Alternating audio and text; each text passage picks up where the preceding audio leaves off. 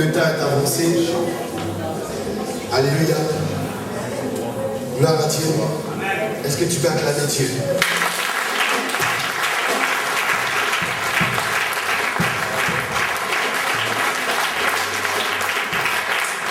Alléluia. Tu vas fermer les yeux, je vais prier. Seigneur, je veux bénir ton nom pour ce message.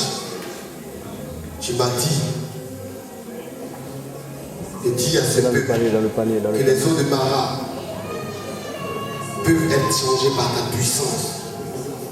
Tu as changé les eaux de Mara hier pour Israël. Aujourd'hui, la Bible me dit, la parole me dit, tu es le même Dieu hier, aujourd'hui, éternellement. Tu peux changer les eaux amères, l'amertume, les angoisses, les difficultés, les problèmes, les épreuves que nous traversons, que l'Église traverse, que tes serviteurs traversent, en des eaux douces, Seigneur. Tu peux transformer toutes choses et tu es capable de le faire encore. Je te prie, Éternel, tu me donnes l'opportunité de me tenir sur cette chaîne et d'ouvrir le bal, sinon de parler de ta part. Éternel, je demande une chose, bénis tout ton peuple, bénis toute personne ici représentée, bénis toute famille ici représentée, Seigneur. Que les eaux de Mara soient changées, soient transformées en des eaux douces, que tous ceux-là qui étaient dans les mêmes situations que moi, oui, dans les mêmes situations que moi, oui, je veux dire, Père, oui, dans les conditions, Seigneur, d'irrégularité, je prie que, Père, cette année 2007 soit une année de régularisation totale, au nom puissant de Jésus. Je prie que, Père, les personnes, Seigneur, qui ne sont pas mariées, que tu les donnes, Seigneur, les épouses et les époux. Je prie que, Seigneur, les ministères représentés ici soient de grands ministères à la gloire de ton nom. Je prie que, Père, oui, tous ceux qui sont malades dans ces lieux obtiennent la guérison. Je prie que, Père, tous ceux qui n'ont pas de travail obtiennent le travail en 2007. Je prie que, Père, où les chemins étaient fermés, les chemins s'ouvrent au nom puissant de Jésus. Je prie que, Père, les murailles tombent comme les murailles sont tombées autour de Jéricho. Que les pauvres passent au nom de Jésus.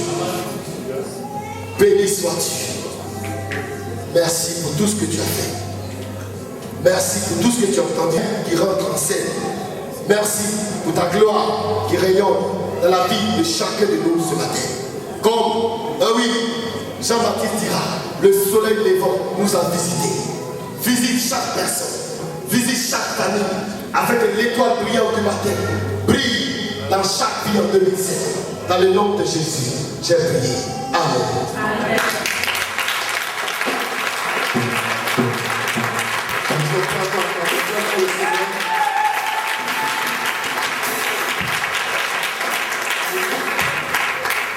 Alléluia. Je suis vraiment content par quelque chose.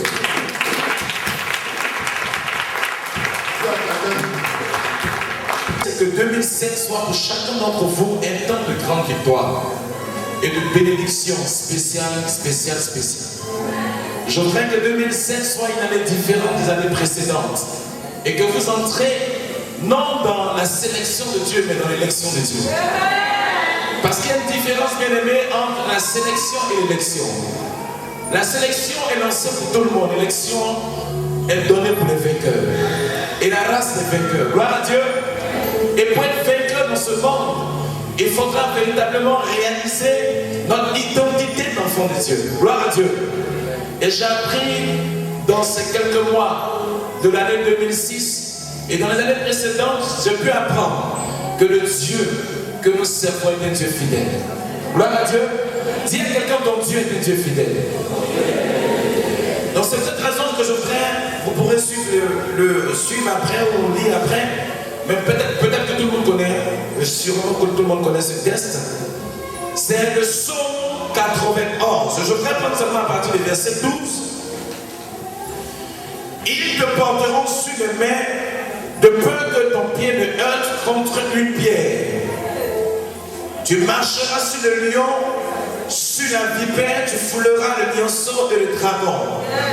Puisqu'il s'attache à moi, je le ferai échapper, je le protégerai, puisqu'il connaît mon nom, il m'invoquera et je lui répondrai.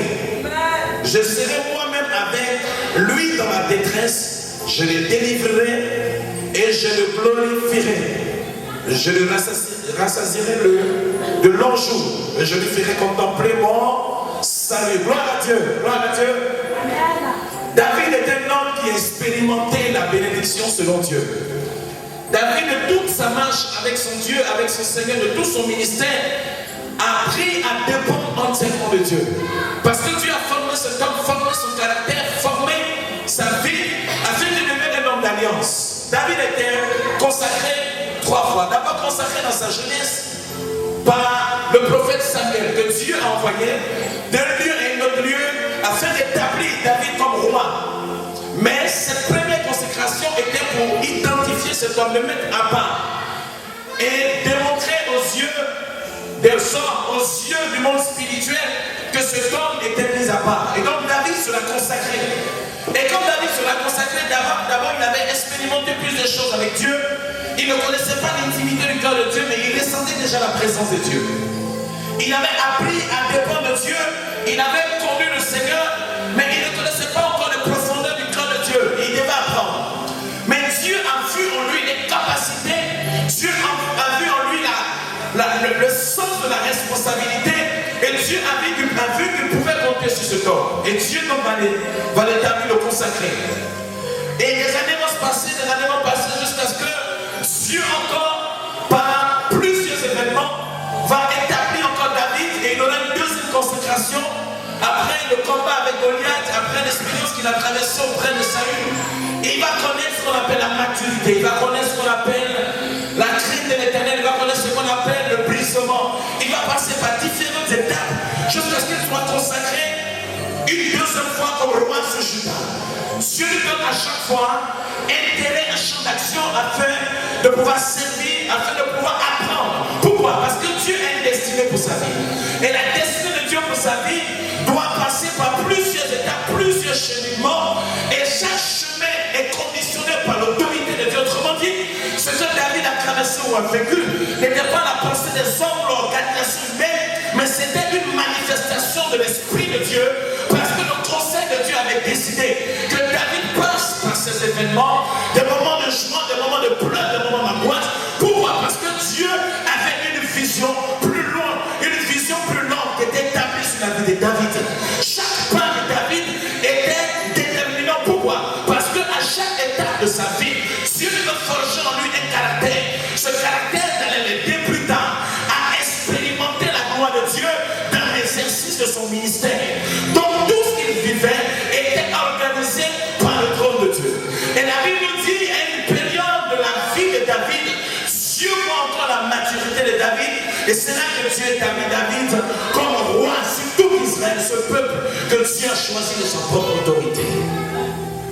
Bien aimé, aussi longtemps que nous marcherons avec le Seigneur, avec le roi des rois, avec ce Dieu dont la Bible présente comme étant un être spirituel qui marche dans son plan et dans sa volonté. Aussi longtemps que nous marcherons avec ce Dieu mystérieux, ce Dieu grand, ce Dieu glorieux, bien aimé, des événements, des circonstances viendront dans nos vies, selon que la Bible dit en Lamentation de Jérémie, le chapitre 3, le verset 37, qui dit qu'une chose arrive si l'Éternel est ordonné, n'est-ce pas Dieu qui crée le mot et puis autrement dit, bien aimé, Dieu dans sa préscience, Dieu dans sa volonté, nous fait traverser ce qu'on appelle le peuple de la foi. Selon Deutéronome, le chapitre 8, Dieu dit par la bouche de Moïse à son peuple, lorsque je t'ai fait traverser le désert, je t'ai fait traverser le désert afin que tu viennes de te prouver et voir quelles étaient les dispositions de ton cœur. Autrement dit, Dieu conduit son peuple dans l'accomplissement d'un but divin, dans l'accomplissement d'une pensée divine, mais il y a nécessité, il y a obligation qu'il ait le preuve, parce que le preuve détermine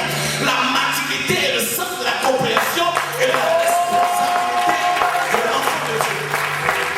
Dieu n'élève pas, l'élévation n'est pas le fruit des hasards, l'élévation est le fruit d'une marche assidue, ponctuelle, disciplinée, sous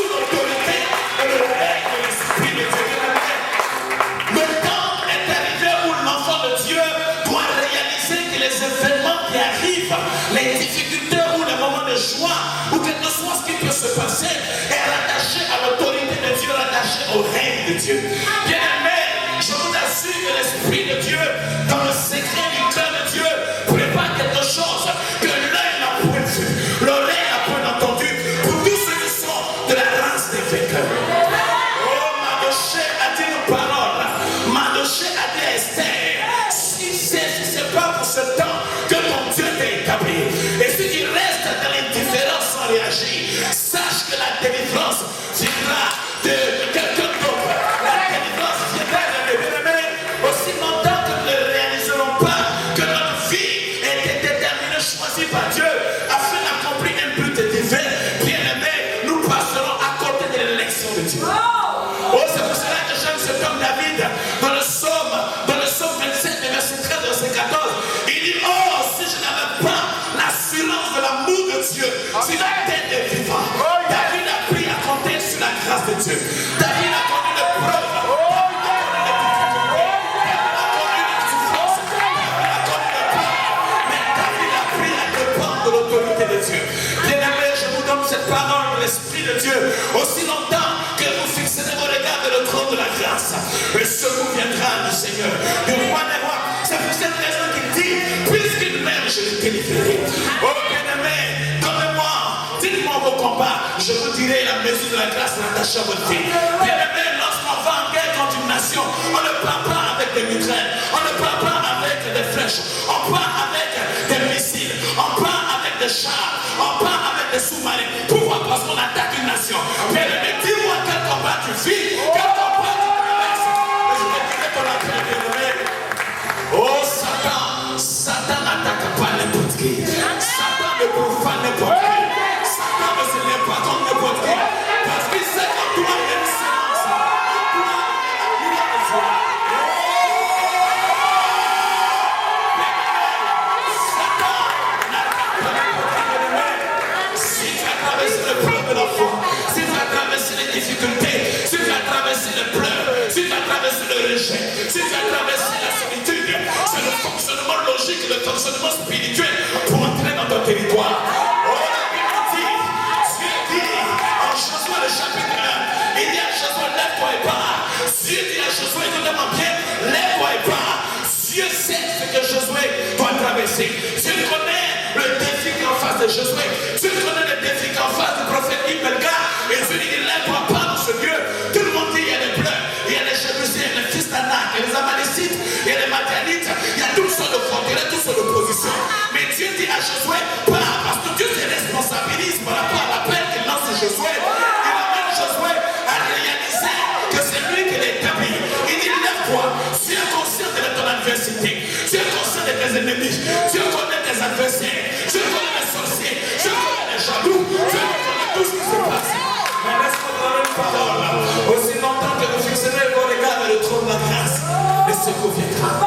Oh bien-aimé, tu m'as dit aussi longtemps que tu te réjouiras de tes ennemis, tu te réjouiras de voir tes ennemis se lever. Je dresserai une table entre toi et eux. Bien-aimé, Dieu me sert, tous les jours me sert à la table du roi. Bien-aimé, si je serais servi en 2007 à la table du roi. Oh bien-aimé, le Seigneur fidèle, je vais vous donner cette parole. Dieu prépare quelque chose. Vous savez, lorsque Israël demandera à Canaan, Dieu appelle les sacrificateurs. Et Jésus les appelle. Jésus dit, si aujourd'hui vous allez emprunter un chemin que vous n'avez pas l'habitude d'emprunter. Bien-aimé, peut-être que tu empruntes un chemin où tout était facile, tout était simple. Mais Dieu t'amène dans un autre niveau de grâce. Donc ce que je peux appeler la compréhension des mystères cachés de Christ. Paul dit, fuyons les éléments, fuyons les principes élémentaires de la parole. Fuyons les principes élémentaires et entrons dans la richesse de la grâce. Entrons dans la compréhension. Il dit, ajoutez à votre foi la connaissance bien-aimée. Dieu a besoin, non ne fait pas. Dieu n'a pas besoin de personnes défaitistes. Dieu a besoin de hommes qui ont compris le sens de la responsabilité. Oh bien-aimé, je crois que ton Dieu t'appelle à des grandes choses. Dis à quelqu'un, je ne suis pas n'importe qui. Oh, je ne suis pas n'importe qui. Vous comprenez, bien-aimé, Satan connaît le niveau de la grâce que vous avez dans ce lieu. Bien-aimé, laissez-moi vous dire quelque chose. Ceux qui marchent par la chair s'affectionnent des choses de la chair et marchent par la chair. Ceux qui marchent par l'esprit s'affectionnent des choses de l'esprit et fonctionnent par l'esprit. Il y avait Ruth, il y avait Ruth, il y avait Orpah. Voilà, bien-aimé, Naomi était cette femme qui avait tout perdu. Naomi avait tout perdu. Comme aujourd'hui, peut-être que tu as tout perdu en 2006. Et on a dit, il n'y avait plus d'espoir pour toi. On a dit, tu étais la plus malheureuse. On a dit, tu ne connaîtras jamais la joie. On t'a négligé, on t'a bafoué. On t'a méprisé, on t'a minimisé. Parce qu'on a regardé la vue, on a regardé la chair, on a regardé par la vue, on n'a pas regardé par l'esprit. Oh, bien-aimé, ton Dieu a dit une parole que Satan ne connaît pas. Laissez-moi vous dire quelque chose sur la croix. Satan a vu la croix, Satan a vu ce poids qui apparemment était plus large, était plus grand. Tout le monde pouvait voir la croix, tout le monde pouvait voir cette croix. Mais Satan n'a pas réalisé qu'au-dessus de cette croix, il était mis en petit caractère, roi des rois. Oh bien aimé, Satan va voir tout ce qui frappe à l'œil. Il fera les épreuves, les difficultés. Mais sur ta vie spirituellement, il y a quelque chose qui est écrit que ni les hommes ne peuvent voir, ni Satan ne peut voir. Dieu appelle un roi, un prince. Tu es appelé pour les nations, c'est pour cette raison que tu les combats les nations. Amen. Oh bien-aimé, tu es appelé pour être une source de victoire. Amen. Tu es appelé pour triompher. Amen. Dieu t'a appelé à aller de victoire en victoire, de bénédiction en bénédiction, de grâce en grâce, de succès en succès. Oui, Orpah a regardé à la vue, Orpah a regardé aux épreuves, a regardé aux difficultés, a regardé Naomi comme un pasteur, comme un ministère peut traverser ce qu'on appelle l'épreuve de la foi. Un ministère éprouvé, un pasteur éprouvé, un conseil éprouvé, un chrétien éprouvé. Et là, c'est de regarder en disant que Dieu l'a abandonné, Dieu l'a rejeté, Dieu a retiré son esprit sur sa vie. Bien aimé, ce n'est pas une question d'abandon de Dieu, c'est une question de préparation à l'élévation selon Dieu. C'est une question de transition, c'est une question d'étape à étape. Il fallait que Dieu apprenne à David le cœur de l'homme. Il fallait que Dieu apprenne à David la pensée de l'homme. Il fallait que Dieu apprenne à David que c'est vrai qu'il a sa grâce sur sa vie, mais il doit connaître le cœur de l'homme. Bien aimé, le preuve te permet d'être un homme mûr, un homme réfléchi, un homme qui pose ses pas avec vigilance, et pose ses pas avec connaissance. Dieu va te révéler, Dieu va t'apprendre à savoir comment marcher. Dieu va forger en toi la vision de l'aigle, afin que tu vas au-dessus de tes épreuves, tu vas au-dessus de tes personnes. Il faut que Dieu illumine ton âme, illumine ton esprit. Il faut que Dieu t'apprenne à connaître la condition de l'homme. Il faut que Dieu t'apprenne à connaître le cœur de l'homme. Il faut que Dieu t'apprenne à savoir qui est l'homme, afin que tu mettes ta confiance, absolument confiance totale en Dieu. Il faut, bien aimé, la Bible dit qui comme se confie en l'homme. Oh bien aimé, souvent je me suis confié dans les hommes, souvent je me suis confié dans mes capacités, souvent je me suis confié dans les choses que je pouvais avoir spirituellement, et je suis passé à côté de la compréhension réelle de la personne de Dieu. Bien aimé, il faut que tu réalises que 2007 Dieu veut te voir toi et toi seul. Dieu veut t'apprendre à dépendre de son intimité, à dépendre d'une relation franche, sincère. Dieu veut briser les barrières, Dieu veut briser tout autour de toi et bâtir quelque chose de glorieux. Oh bien aimé, quand cette période arrive, il y a ce qu'on appelle l'épreuve. Oh bien-aimé. Bien-aimé, aujourd'hui, je n'ai pas prié, je n'ai pas besoin de prier 10 heures pour que Dieu me révèle la pensée d'un homme, la pensée, une direction. Je n'ai plus besoin. Avant, je devais prier longtemps. Oui, je devais me soucier plus à ce niveau. L'épreuve déstabilise la nature de l'homme. L'épreuve déstabilise son fonctionnement. Au moment où tu te dis, il n'y a plus d'espoir, le corps de Dieu, c'est là. Pourquoi? Parce que l'alliance de Dieu sur ta vie. Tu es un homme d'alliance, tu n'es pas n'importe qui. Tu n'es pas n'importe qui. Satan reconnaîtra l'autorité de Dieu en toi en 2006, 2007. Satan reconnaîtra que la main de Dieu sur toi. Je vais donner cette parole de mon cœur. Tu es un homme de victoire. Oh, Dieu dit, puisqu'il m'aime, je vais délivrer. Alléluia. Puisqu'il m'aime, je vais délivrer. Puisqu'il a encore confiance en moi, je vais délivrer. Puisque malgré les épreuves, malgré les pleurs, les difficultés, il est encore en moi, elle est encore en moi. Puisque malgré les plus épreuves, les moments de souffrance, tu es encore en Christ, tu es encore cette nuit de la présence de Dieu. Alléluia. Oui, plusieurs ont abandonné le Seigneur, oh Dieu, plusieurs ont abandonné la main de Dieu, plusieurs ont abandonné le ministère, abandonné la vie chrétienne.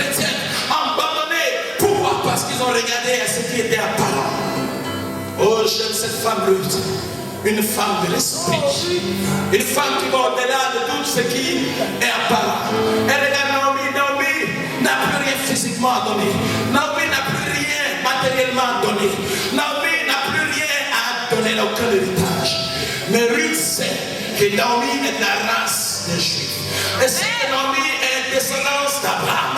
Et elle sait que sur la vie d'Abraham, il y avait une promesse selon laquelle la descendance d'Abraham devait être bénie de toutes les nations. Elle sait que sort, elle est moabite. Normalement, elle ne peut bénéficier de la grâce de Dieu parce qu'elle est étrangère à la promesse. Mais elle s'attache. Dis-moi à qui tu t'attaches, je te dirai quoi tu as fait à quoi. Dis-moi avec qui tu marches, je te dirai quelle est ta destinée. Tu peux ne pas avoir une parole, tu ne peux ne pas avoir une direction quelconque, c'est pas le plus important. Dis-moi seulement avec qui tu marches. Dis-moi à qui tu t'attaches. Oh bien-aimé, bien-aimé, bien-aimé, bien-aimé, bien-aimé, mon esprit se réjouit par ta grâce. Oh, mes adversaires se réjouiront de voir la grâce de Dieu. Tes adversaires se réjouiront parce que Dieu a un plan pour ta vie. Amen. Tu vas réussir. Amen. Tu vas réussir. Amen. Personne ne pourra t'empêcher de voir la gloire de Dieu. Amen. Tu as telle situation, tu as tel blocage, persévère. Amen. Et je vais finir. C'était une introduction, mais je vais finir. Merci. N'abandonne pas. Ce Dieu a établi un plan de salut.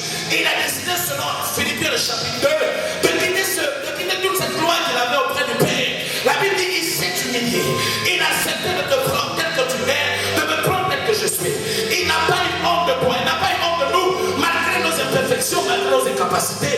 Il nous a choisis, il nous a vu faibles, il nous a liés par Satan, liés par les démons, liés par la sorcellerie, liés par les situations, liés par ce monde.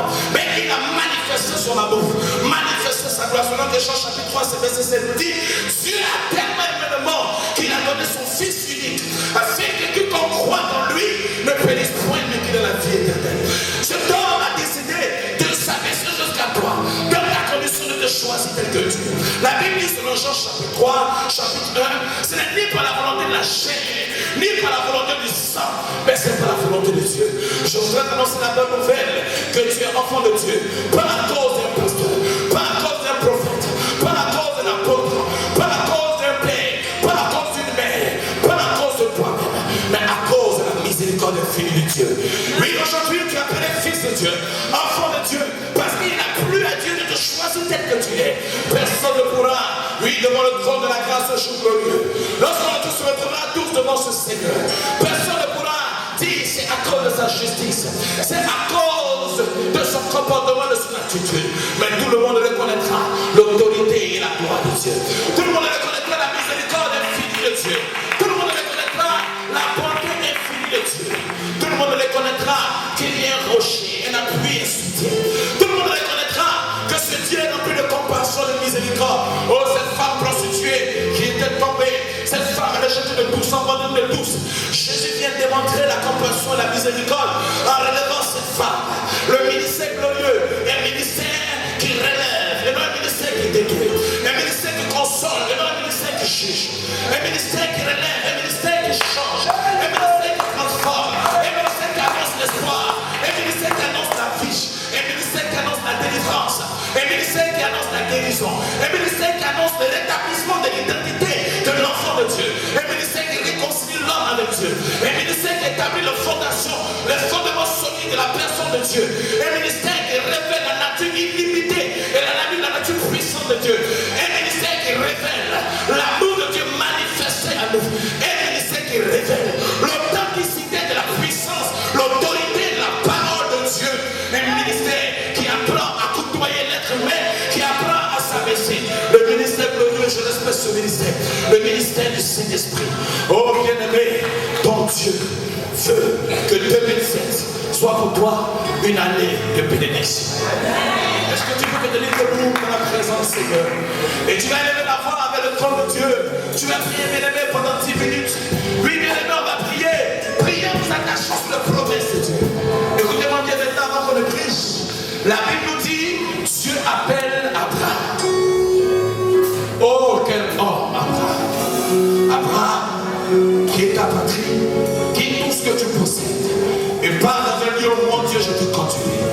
La Bible dit Abraham a 75 ans. 75 ans, c'est le centre d'une existence, c'est toute une existence, toute une vie.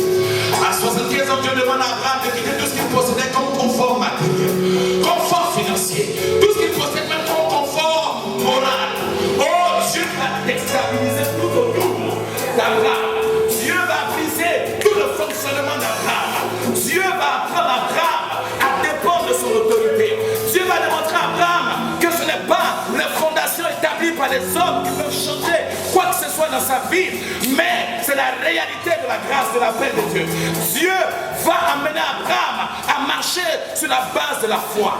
Et la Bible nous dit Abraham, voyons donc le Seigneur appelé. Abraham est un homme qui avait longtemps, lui, économisé, longtemps bâti une vie. Il pouvait s'asseoir sur ce qu'il possédait comme bien, comme confort. Mais il a obéi à la voix de son Dieu. Deutéronome le chapitre 28 nous dit, si tu obéis à la voix de l'Éternel ton Dieu, en marchant selon les commandements que je te prescris aujourd'hui, voici alors les bénédictions que je dépendent sur toi. Bien-aimé, 2007 est l'année de la consécration, l'année de l'obéissance. L'obéissance à Dieu, l'obéissance à sa parole, l'obéissance à ses commandements, l'obéissance à ses principes, l'obéissance à ses ordonnances. Et c'est ce qui va déterminer l'accomplissement du plan de Dieu. Et Abraham effectivement a marché. Abraham est parti par la foi. Et la Bible dit, il est devenu le père des nations, le père de la foi, à cause de sa foi.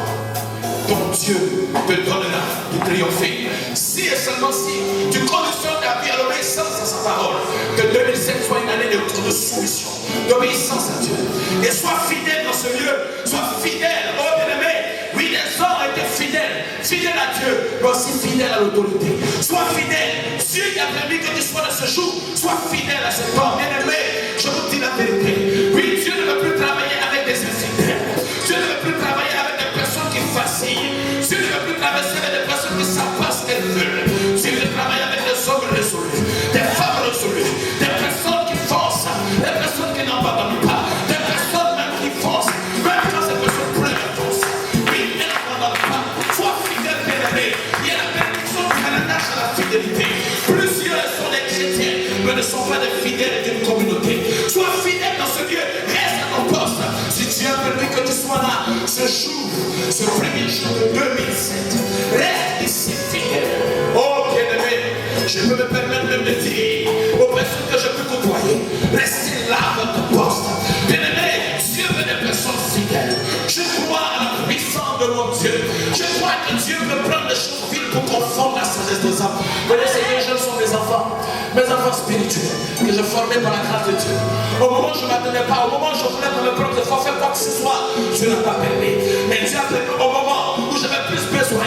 Et dans le secret du cœur de Dieu, Dieu a accompli ces choses. Je me réjouis tous les jours de voir Dieu me surprendre. Bien aimé, j'ai prié, j'ai cherché le Seigneur pour des situations. Je n'ai pas pu voir la main de Dieu. Pourquoi? Parce que Dieu ne voulait pas que je m'appuie sur mes capacités, mais que je m'attende à voir la réponse. M'attendre, restant toujours sur la foi. Tu feras ton miracle. Lève de mes faibles yeux devant le trône, Seigneur, et parle à ton Dieu maintenant. Prie et demande au Seigneur de te bénir abondamment. Que cette année, il te donne de pouvoir voir les fruits de ton territoire. Prie, lève la voix, prie selon que l'Esprit de Dieu te met à cœur. Prie pendant 10 minutes, prie, lève la voix, prie. Et lève la voix, prie, bien aimé, lève la voix, prie. Prie comme Anne, prie comme Sarah, prie comme Elisabeth. Prie, ces femmes, ces hommes, prie avec foi. Prie avec autorité, prie avec foi. Prie au nom de Jésus, prie au nom de Jésus. Bien aimé, je veux que tu pries pour ta propre vie. Que tu pries pour ta propre vie. Prie par le Seigneur, parle à ton Dieu. Parle à ton Dieu. Prie.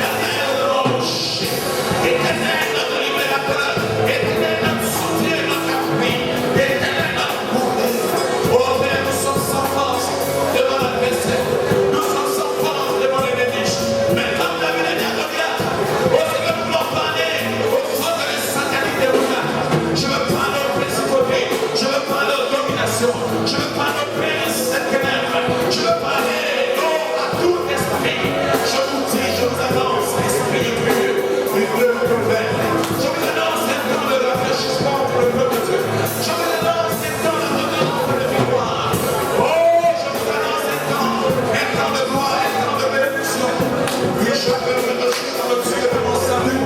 Lève la main, prie, bien-aimé. Prie, proclame ce salut. Le salut, le salut, le salut, le salut. Le salut dans ta vie. Le salut dans ta vie. Oui, je veux me rejoindre, je veux me rejoindre. Je veux me rejoindre dans le Dieu de mon salut. Pendant que ce chant passe, bien-aimé, lève la main et prie. Prie avec le même esprit de mon salut. Le salut, le salut, le salut. Il dit, puisqu'il m'aide, je le délivrerai. Je prolongerai ces jours. Oui, je prolongerai ces jours. Je prolongerai les jours. La maladie ne pourra pas te détruire.